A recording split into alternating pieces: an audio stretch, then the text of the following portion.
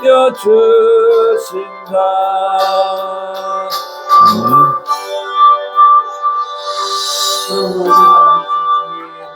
감사합니다.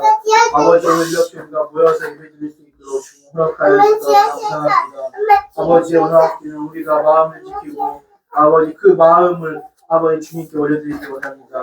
우리가 마음을 지키면 열성을 빼앗는 용사보다 낫다고 말씀하신 주님, 아버지 우리가 이 시간 아버지 전심을 다하여 아버지 주님께 예배드리는 시간이 되게 하옵소서. 또한 하나님께는 우리가 알고 지은지 모르고 지은지 아버지 이 시간에 회개하기 원합니다.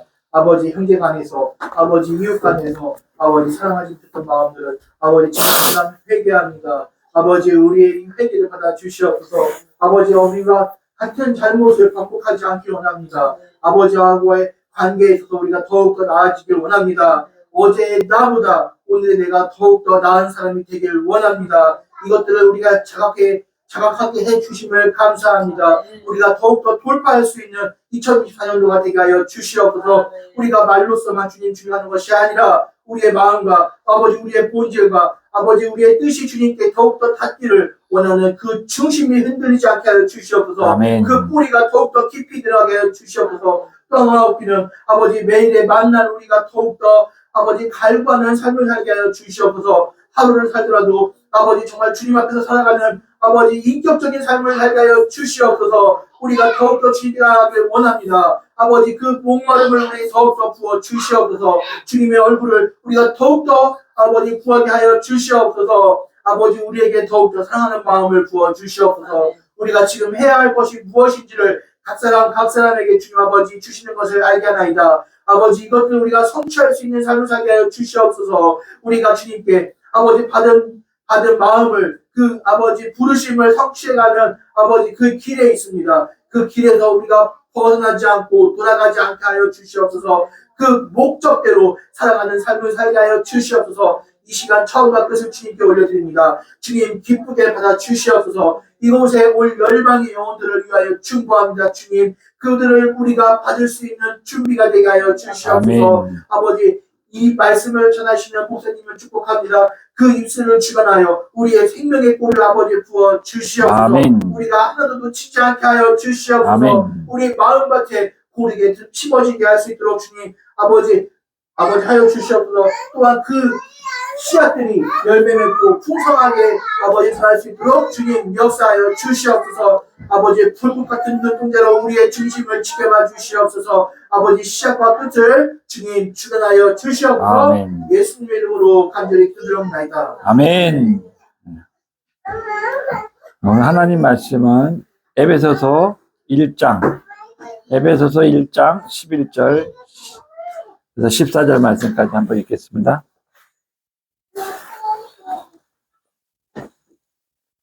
에베소서 1장 11절에서 14절 말씀 함께 읽겠습니다. 모든 일을 그의 뜻이 결정대로 일하시는 이의 계획을 따라 우리가 예정을 입어 그 안에서 기업이 되었으니 이는 우리가 그리스도 안에서 전부터 바라던 그의 영광의 찬송이 되게 하려 하심이라. 그 안에서 너희도 진리의 말씀 곧 너희의 구원의 복음을 듣고 그 안에서 또한 믿어 약속의 성령으로 지치심을 받았으니 이는 우리 기업의 보증이 되사 그 얻으신 것을 속량하시고 그의 영광을 찬송하게 하려 하심이라. 아멘. 오늘은 이 말씀을 가지고 목적이 이끄는 삶이라는 제목의 말씀을 가지고 함께 은혜를 나누도록 하겠습니다. 우리 사람이 태어나서 자신이 원하는 인생을 살아가는 사람은 아마 소수일 것입니다.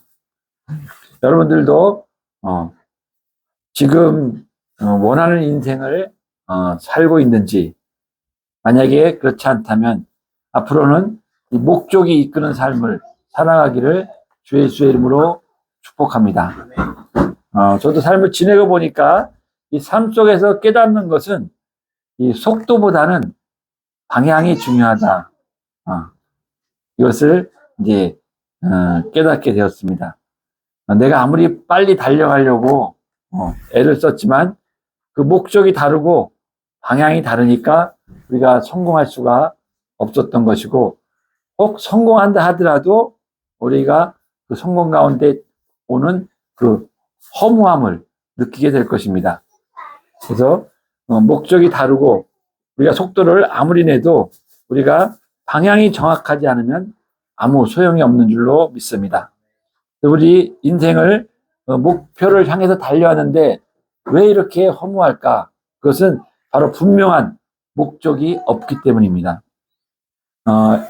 엘리베이터가 고장이 나서 우리가 55층까지 힘겹게 걸어 올라갔는데 그곳에 도착하니까 여기를 왜 왔느냐고 이렇게 묻는다면 얼마나 허무하겠습니까? 우리는 비록 천천히 비록 더디게 이렇게 갈지라도 이 목적이 있는 삶을 살아간다면은 어느 지점에 도착할지라도 또 그 도착한 곳이 여러분들에게는 어떤 곳이 될지라도 기쁨이 되어지고 열매가 맺어지는 줄로 믿습니다. 지금 분명한 목적을 가지고 살고 계시다면 반드시 여러분들의 삶에는 반드시 좋은 날이 올 것입니다. 이 겨울이 가면 우리가 반드시 봄이 오듯이 여러분들이 분명한 삶의 목적을 가지고 살아가기만 한다면 반드시 열매를 맺는 그런 기쁨의 시간을 맞이하게 될 줄로 믿습니다. 그래서 밀물의 때는 반드시 오는 줄로 믿습니다. 그러나 아직도 삶의 목적이 분명하지 않으신 분들은 이 시간 삶의 분명한 목적과 이 방향성이 정리되는 귀한 은혜의 시간이 되어지기를 주 예수의 이름으로 축복합니다. 자, 우리의 삶의 목적은 무엇인지요? 우리가 우리의 삶의 목적을 알려면 먼저 하나님을 알아야만 합니다. 우리를 지으신 분이 바로 하나님이기 때문입니다. 우리 토기장이 비유해 보면 토기장이가 그릇을 만들면서 그 사용 목적에 맞게 그릇을 만드는 것처럼 하나님도 인간을 창조하실 때 목적을 가지고 창조하신 것입니다. 오늘 본문 1장 11절 말씀을 보면 모든 일을 그의 뜻의 결정대로 일하시는 이의 계획을 따라 우리가 예정을 입어 그 안에서 기업이 되었으니 이 앞에 1장 앞에 절에 보면은 하나님께서 우리를 만드셨는데 창조하셨는데 창세 전에 모든 만물을 다 지으시기 전에 이미 우리를 계획하시고 예정하셔서 우리를 계획하시고 그 예정대로 계획대로 우리를 만드셨다고 이렇게 말씀하십니다. 그래서 여러분은 하나님께서 이미 이 모든 천지 만물을 지으시기 전에 이미 계획하고 계획한 대로 예정 가운데 계획한 대로 여러분들을 모두 만드신 그런 귀한 존재인 줄로 믿습니다. 나는 왜 이 세상에 존재하는가? 내 삶의 목적이 무엇인가? 이런 것을 우리가 알려면은 우리는 나를 지으신, 나를 창조하신 하나님을 알아야만 합니다. 하나님께서 나를 지으신 목적이 무엇인지를 알아야만 우리는 내가 왜 존재하는지 또 내 목적을 가지고 살아가야 하는지를 깨닫게 되는 것입니다. 나를 지으신 분은 창조주 하나님이심을 우리는 자각해야 될 줄로 믿습니다. 그래서 토기장의 비유에서 그 피조물이 이제 하나님 앞에 따지니까 어찌하여 이 피조물이 지으신 이에게 반문할 수 있겠느냐 하면서 호통을 치는 하나님의 모습을 볼 수가 있습니다. 우리는 피조물이기 때문에 하나님이 하시는 일에 대해서 결코 따질 수 없는 피조물인 것을 깨달으시기 바랍니다. 얼마 전에 친구를 만나서 얘기 중에 복음을 전하니까 이 친구는 하나님 믿지 않으니까 하나님이 왜 이렇게 살아계시다면은 왜 세상에 이따 이를 만드냐고, 왜 이렇게 전쟁이 일어나고 사람 죽게 만들고 병들고 힘들게 만드냐고, 하나님이 살아계시면 이 세상을 살기 좋게 만들면 될 거 아니냐 이러면서 막 따지고 공격을 하는데 뭐 계속 그렇게 따지고 설명하다가는 이해도 되지 않을 뿐더러 싸움이 날까봐 이 친구는 아직 하나님을 모르기 때문에 하나님을 믿지 않기 때문에 이러는구나 하고 넘어갔습니다. 그래서 우리는 이처럼 하나님이 나를 지으신 창조주이심을 반드시 알아야 하고 또 하나님께서 나를 통치하시는 하나님이다. 또 하나님은 나에게 공급자 되신 하나님이다. 이런 것을 반드시 알아야 알아야만 할 줄로 믿습니다. 그래서 그것을 아는 사람에게 하나님께서 바른 길로, 옳은 길로, 의로운 길로, 축복의 길로 인도하여 주실 줄로 믿습니다. 우리의 신앙생활은 그래서 하나님을 알아가는 것이라고 말씀드릴 수가 있습니다.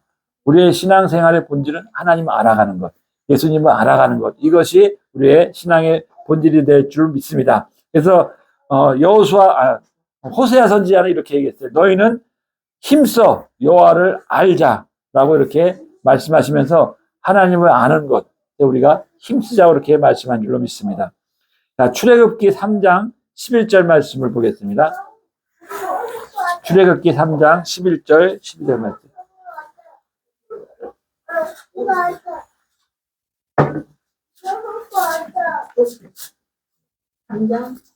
11절 12절 함께 읽습니다. 모세가 하나님께 아뢰되 내가 누구이기에 바로에게 가려 너는 애굽에서 인도하여 내리까.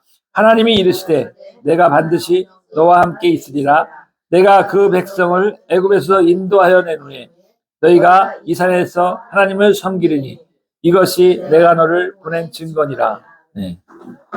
이 모세가 떨기나무에서 하나님을 만났기 때문에 그는 내가 누구인지를 깨닫게 되고 또 하나님이 나의 통치자이심을 알게 된 줄로 믿습니다. 이 모세는 그 애굽의 그 핍박 속에서 태어났죠. 그래서 그때 태어난 난 시대 그때는 이 남자아이는 모두 나일강에 던져 죽여야 된다는 그런 선포를 한 그런 시대, 아주 암울한 시대, 위험한 시대.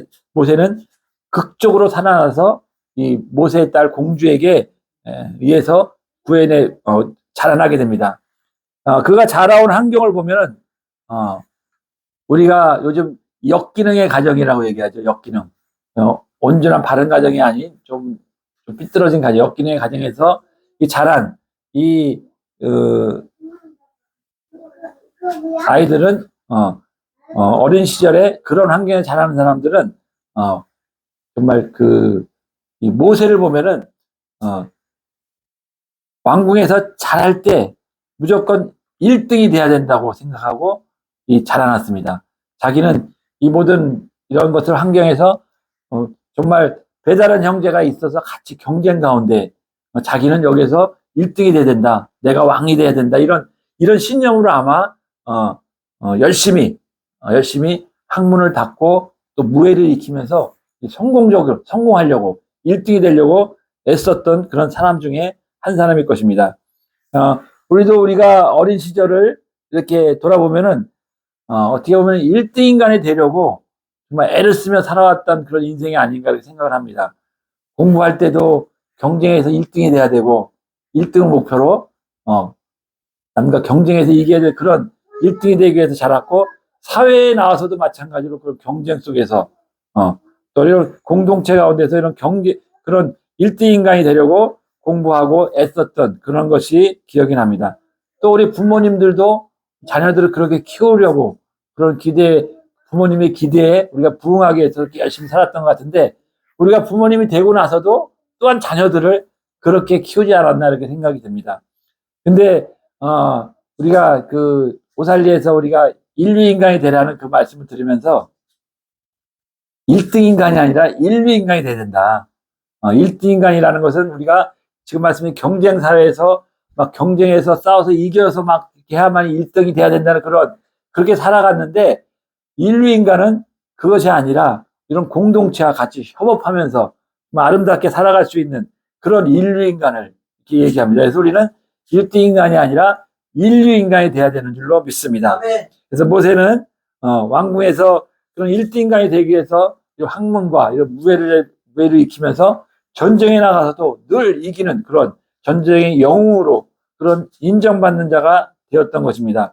그렇지만 자신에 대한 그런 존재의식이 없어지고 정체성을 잃어버린 그 모세는 자신이 히브리인인지 애굽인인지도 모르는 그런 혼돈 속에 있었습니다. 그 모세가 어느 날 그 히브리 사람과 애굽 사람이 싸우면서 히브리 사람이 애굽 사람을 때리는 모습을 보고 그 격분해서 사람을 애굽인을 쳐 죽이는 그러한 사건이 일어났습니다. 그래서 아까 말씀드렸듯이 모세는 이를 엮이는 게 잘하다 보니까 이런 감정을 조절하지 못하는 그런 욱하는 그러한 성격 때문에 그는 어떻게 사람을 동물들이 죽이기가 힘든데 사람을 쳐 죽였다는 것은 엄청난 이런 욱하는 그런 성격이 있었던 사람이라 이게 생각이 됩니다. 그래서 모세는 다음 날에 또 히브리인끼리 또 싸우는 모습을 보고는 그들을 말리려다가 자기가 애굽인을 쳐 죽인 것이 왕궁에까지 전해진다는 그런 두려움 때문에 그가 이제 피신을 하게 되죠. 그래서 광야의 길로 들어가게 됩니다. 그래서 광야에 40년 동안 정말 이 광야 생활을 이 연단을 거친 후에 그때 우리가 떨기나무 앞에서 하나님을 대면하게 되었던 것입니다. 그래서 하나님을 만난 후에 모세는 하나님이 누구인지를 알게 되면서 내가 누구인지를 알게 되고 또 하나님으로부터 위대한 소명을 받게 되는 줄로 믿습니다. 그래서 모세는 하나님을 만나서 내가 누군지를 알게 되는 정체성을 찾게 되었고 또 출애굽의 위대한 소명을 받게 되어서 하나님이 그 주신 목적을 깨닫게 되었던 것입니다.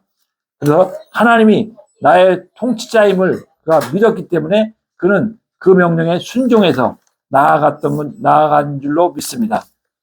자, 하나님께서 우리를 지으신 목적은 우리에게 찬송함으로 하나님께 영광을 돌리기 위함이라고 말씀했습니다. 오늘 본문에 보면은 이는 그리스도 안에서 전부터 바라던 그의 영광의 찬송이 되게 하려 하십니다. 네. 우리 삶의 목적은 하나님의 영광을 나타나기 위함인 줄로 믿습니다. 우리의 삶의 목적이 정말 찬송을 통해서 하나님의 영광을 나타내고 또 예배를 드리면서 하나님의 영광을 나타내고 우리의 삶을 통해서 하나님의 영광을 나타내는 것이 우리 삶의 목적이 되어야 되는 줄로 믿습니다. 이스라엘 백성도 이 출애굽을 한 목적이 바로 하나님께 예배드리기 위함이라고 모세는 바로에게 요청을 하는 것을 우리는 볼 수 있습니다. 또한 이스라엘 백성은 출애굽하여서도 이 광야의 여정 가운데 절기를 지켜가며 예배를 드리는 백성이 된 줄로 믿습니다. 그러므로 하나님은 이 이스라엘 백성들을 때를 따라 만나와 매출하기로 때를 따라 먹을 것을 공급해주고 의복도 닳지 않도록 의복도 지켜주시고 또 때를 따라 기적을 베푸시면서 만나에 물을 내시고 여러 가지 기적을 베푸시면서 이스라엘 백성들을 인도하신 줄로 믿습니다.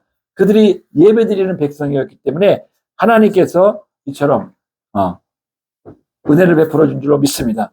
지금도 우리는 하나님께 예배를 드리고 있습니다. 예배를 드리는 여러분들에게도 하나님께서는 예배드리는 자에게 기적을 베풀어 주시는 줄로 믿습니다.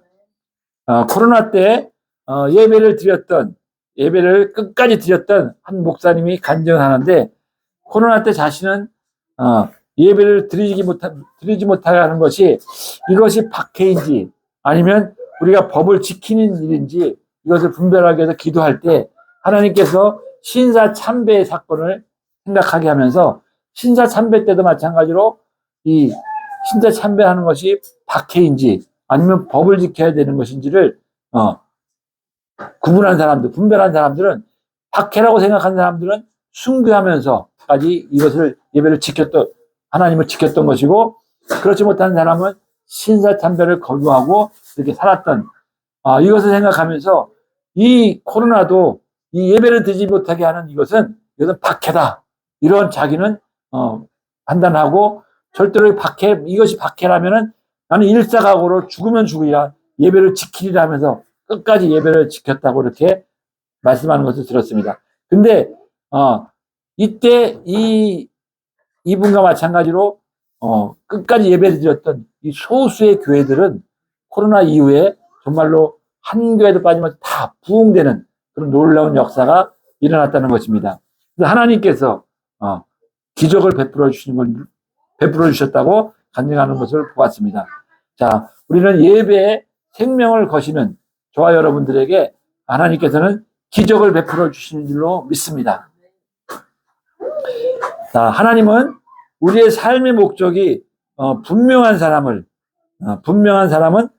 절대 우리 삶에 흔들리지 않는 줄로 믿습니다. 어떤 풀무불 같은 시련이 오더라도 또 쓰나미 같은 고통이 밀려와도 우리는 능히 이겨낼 수가 있는 줄로 믿습니다. 자, 마태복음 2장 1절 2절 한번 읽어보겠습니다.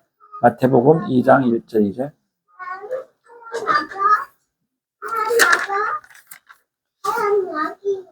헤로당 때에 예수께서 유대 베들레헴에서 나심에 동방으로부터 박사들이 예루살렘에 이르러 말하되 유대인의 왕으로 나신 이가 어디 계시냐? 우리가 동방에서 그의 별을 보고 그에게 경배하러 왔노라 하니. 네. 동방 박사는 예수님께 경배하러 왔다고, 예수님께 경배하겠다는 그런 목적을 분명하게 말하는 것을 우리가 볼 수 있습니다. 이 동방 박사가 이렇게 분명한 목적을 가지고 있었기 때문에 그 당시에 헤롯이라는 이러한 폭군 앞에서도 당당하게 말을 할 수 있었던 줄로 믿습니다. 오늘 1절 말씀 보면은 예수님께서 탄생하실 때가 바로 어떤 시대냐? 바로 이 헤롯이 통치하던 시대였습니다. 이 헤롯은 우리가 헤롯 왕은 우리가 역사적으로 인물로 잘 알듯이 이 헤롯은 폭군으로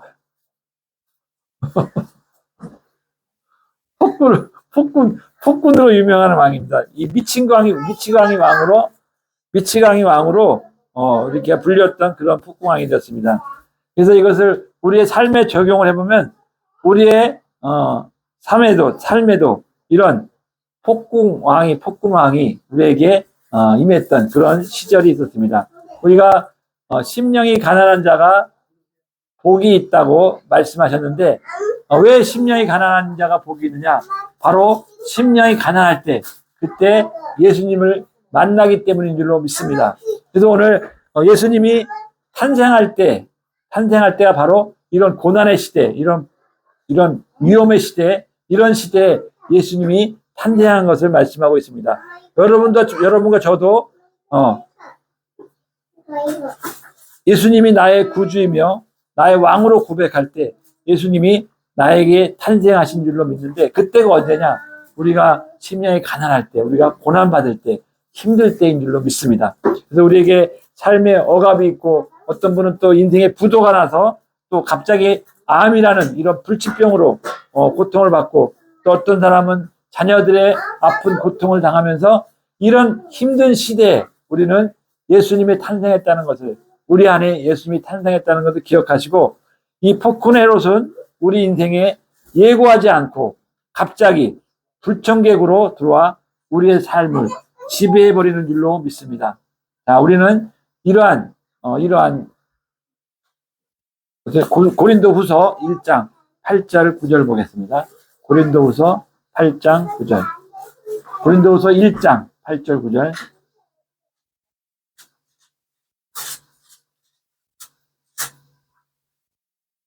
고린도후서 1장 8절 9절. 형제들아, 우리가 아시아에서 당한 환난을 너희가 모르기를 원하지 아니하노니 힘에 겹도록 심한 고난을 당하여 살 소망까지 끊어지고 우리는 우리 자신이 사형 선고를 받은 줄 알았으니 이는 우리로 자기를 의지하지 말고 오직 죽은 자를 다시 살리시는 하나님만 의지하게 하십니다. 네. 여기 보면은 이 심한 고난으로 살 소망까지 끊어져서 나는 죽었구나, 나는 사형 선고 받은 자로 죽었구나 생각할 때 왜 내가 왜 이 일을 겪어야 되는지 정말 울부짖으며 정말 하나님 앞에 기도할 때 하나님께서는 이 일을 너에게 내가 허락했노라고 말씀하시고 있습니다. 그래서 왜 이런 일을 우리에게 허락하시는지, 왜 이런 일을 허락하시냐고 물었더니 하나님께서는 내 인생의 방향을 바꾸어주기 위함이라, 내 인생의 대반전을 이루어주기 위함이라고 이렇게 말씀하십니다. 그래서 너는 지금까지 너의 인생을 의지하고 네 방백을 의지했지만 이제는 그게 다 안 됐지 않냐. 이제는 주님만 의지하거라. 죽은 자를 살리시는 이 전능하신 하나님만 의지하기 함이라고 말씀하고 있는 줄 믿습니다. 그래서 네가 붙잡고 있는 이 생명줄 같은 돈과 이 명예와 이 권력을 그거를 하나님이 끊어버리면 그건 그냥 끝나는 거다. 그거를 붙잡는 대신 주님의 손을 붙잡으라는 그런 사인인 줄로 믿습니다. 우리는 깨닫는 자가 복이 되는 줄로 믿습니다. 여러분에게도 적용이 되겠습니다. 오늘 우리의 인생 속에 정말 생각지 않은 정말 이런저런 쓰나미와 같은 그런 힘든 일들이 일어나고 있습니다. 그렇지만 왜 어떻게 나에게 이런 일이 일어날까 생각할 때 시편 107편 한번 찾아보겠습니다. 시편 107편 10절.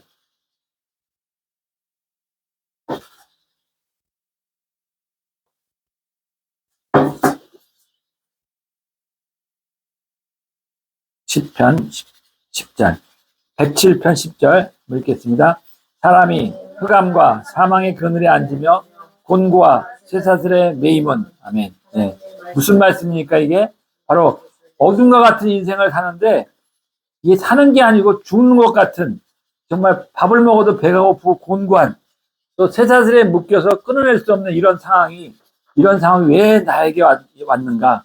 왜 나에게 올까? 이런 것을 이제 질문할 때 오늘 11절 말씀에 보면은 11절 말씀 함께 읽겠습니다.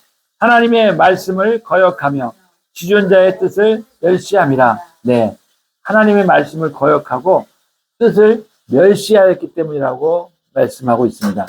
왜 흑암과 사망의 그늘에 앉고 왜 공고함과 이 쇠사슬에 매이느냐? 바로 하나님의 말씀을 거역하고 뜻을 멸시하였기 때문이라고 말씀하고 있습니다. 우리는 이 하나님의 말씀대로 말씀에 순종하며 하나님의 뜻대로 살아가는 저와 여러분이 되어야 될 줄로 믿습니다. 12절 보면은 그러므로 그가 고통을 주어 그들의 마음을 겸손하게 하셨으니 그들이 엎드러져도 돕는 자가 없었도다. 네, 하나님은 우리를 연단하실 때 고통을 주십니다. 그때는 돌보는 자도 없어요. 이 사방이 꽉꽉 우겨싸임을 당해서 돌보는 자도 없습니다. 도와주는 자도 없습니다. 그것을 그렇게 하시는 이유는 여러분들의 마음을 겸손하게 하시기 위함이라고 말씀하고 있습니다. 너희를 겸손하게 하시기 위해서. 그래서 오늘 하나님이 얻고자 하는 것은 하나님의 뜻은 뭐냐? 첫 번째는 우리가 주님을 의지하라는 것이죠.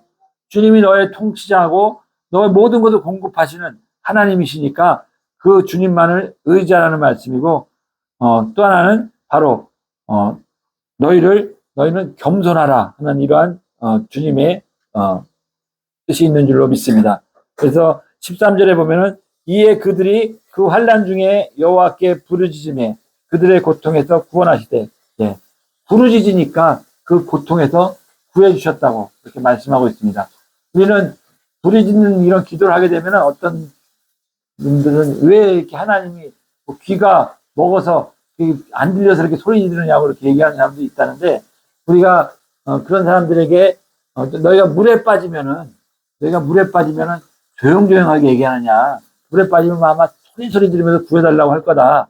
너의 기도도 너의 심령이 정말 물에 빠진 심령으로 간절하게 부르짖어 기도하는 것을 하나님께서 들으시고 고통에서 건져주시는 줄로 믿습니다. 자, 이제 여러분에게 지금 폭군 헤롯은 누구인지 한번 생각해 보십시오. 여러분들에게 정말 이 폭군 헤롯은 누구인가? 나에게 찾아온 이 폭군은 누구인가? 경제적인 어려움일 수도 있고 또 여러분들 섬기는 공동체에서 또 회사에서 선임일 수도 있습니다.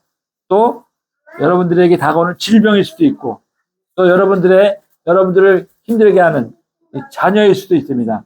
이 어떠한 이 폭군이든 간에 그들이 있을 때 폭군이 있을 때 누가 탄생되었다고 말씀하고 있습니까? 네, 바로 예수님이 탄생된 줄로 믿습니다. 자, 여러분들도 이러한 여러분들 인생에 폭군이 올 때, 여러분들에게 힘든 일이 올 때, 여러분들에게서 잠자고 있던 예수님을 깨워야 될 줄로 믿습니다. 잠자고 있는 예수님을 깨우십시오. 여러분들 안에 있는 예수님이 잠자고 있다면 그분을 깨우기 위해서 하나님께서 여러분들의 인생에 폭군을 내어준 줄로 믿습니다. 그럴 때 우리는 예수님의 탄생을 기억하시며 여러분들을 주님을 깨우는 저와 여러분이 되기를 주의 예수 이름으로 부탁드립니다. 자, 우리는 하나님의 목적을 이루는 삶을 살아가야 합니다. 우리가 하나님께 영광을 돌리는 삶을 살아가야 하는데 이것은 하나님께 찬양할 때, 하나님께 예배할 때, 하나님을 경배할 때 하나님께서 기뻐하시며 이것을 받으시는 줄로 믿습니다. 그리고 목적이 분명해야 여러분들에게 목표가 나오게 되는 줄로 믿습니다. 여러분들이 세운 목표가 이루어지려면 분명한 목적이 있어야 되는 줄로 믿습니다. 여러분들은 어떤 목표들을 세우셨습니까? 여러분들이 세운 목표는 무엇인지요? 우리 강동원 전도사님 목표는 무엇입니까? 어제보다 더 나은 내가 되자라고 하겠습니다. 예, 목표가. 또 우리 하지은 집사님은? 저는 좋은 습관 만들기. 좋은 습관 만들기. 우리 김문정 강도사님? 저는 지성소에 가서 주님하고 독대하는 거예요. 목표들이 다 이제 좋은데 이 목표를 이루기 위해서는 우리가 분명한 목적을 가지고 있는 자가 되어야 될 줄로 믿습니다. 그래서 저희 교회 목표는 제가 교회를 예담교회로 세울 때 변승우 목사님 사역에 삼중 사역에 제가 꽂혀서 우리도 삼중 사역을 하는 교회 이걸 이제 목표를 세우고 이제 나가고 있는데 저희 목표는 이제 성전과 상담소 함께 할 수 있는 그런 정말 주차장도 있고 또 엘리베이터도 있는 그런 성전을 놓고 기도를 하고 있는데 이것을 기도하다 보니까 저한테 마음에 오는 것은 내가 준비되어져야 된다는 그런 마음을 주셔서 제가 아직도 예수님에 대한 그런 뜨거운 열정, 그런 열정이 아직도 살아나지 못해서 제가 기도와 이런 것들이 더 살아날 때 또 말씀이 너무 부족하니까 이 말씀이 좀 더 하나님 말씀을 전하는 일에 더 준비되어질 때 하나님께서 반드시 주신다는 그런 믿음이 있습니다. 그래서 저는 저를 좀 아까 좋은 습관, 우리가 요즘 영성일기를 쓰면서 그것을 좋은 습관을 기르기 위해서 우리 실상에서는 또 미라클이라는 것까지 만들면서 습관을 만들려고 무지 애를 쓰고 있는데 해보니까 잘 안 되더라고요. 이게 그래서 우리가 습관을 가질 때 정말로 시간을 딱 쪼개면서 살아가는 습관, 또 우리가 성경 읽고 또 일반 인문학 도서도 읽고 또 이제 기도하고 이런 것들을 쪼개가면서 우리가 습관을 길러갈 때 우리가 때가 되면 시간이 지나면 그 습관이 우리의 좋은 성품이 되고 우리의 운명을 바꾸는 그런 놀라운 역사가 일어날 줄은 믿습니다. 근데 이런 목표를 정한 여러분들이 분명한 목적을 가져야 되는 겁니다. 이 목적은 하나님의 영광을 나타내기 위한 우리가 그러한 목적을 우리가 분명히 가지시기 바랍니다.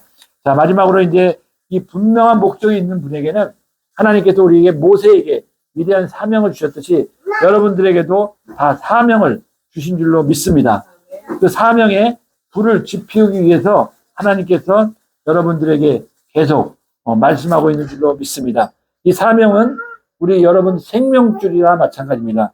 이 사명이 있는 자는 결코 하나님이 버리지 아니할 데려가지 않으신다는 그런 생명줄. 그래서 우리의 사명은 곧 하나님이 원하시는 기뻐하시는 영혼 구원에 있는 줄로 믿습니다. 우리의 사명은 영혼 구원이다.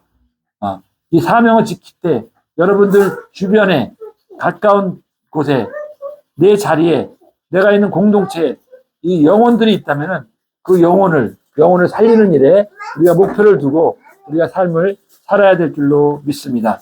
그래서 이 분명한 목적을 가지고 이 사명을 지키는 저와 여러분이 되기를 주 예수의 이름으로 축복합니다. 말씀을 생각하시면서 우리 함께 잠깐 기도하겠습니다. 우리에게 분명한 목적을 가지고 우리 목표를 가지고 달려가는 2024년도가 되기를 원합니다. 우리에게 좋은 습관, 또 좋은 목표, 또 분명한 목적을 가지고 살아갈 수 있도록 우리에게 또 우리에게 주신 사명을 감당할 수 있도록 우리에게 힘 주시고 우리의 힘으로 능으로 할 수 없지만 성령으로 우리가 충만할 때 이루어질 줄 믿습니다. 우리의 성령을 충만케 하여 주옵소서. 잠시 주여 삼창하고 기도하겠습니다. 주여, 주여, 주여. 하나님 아버지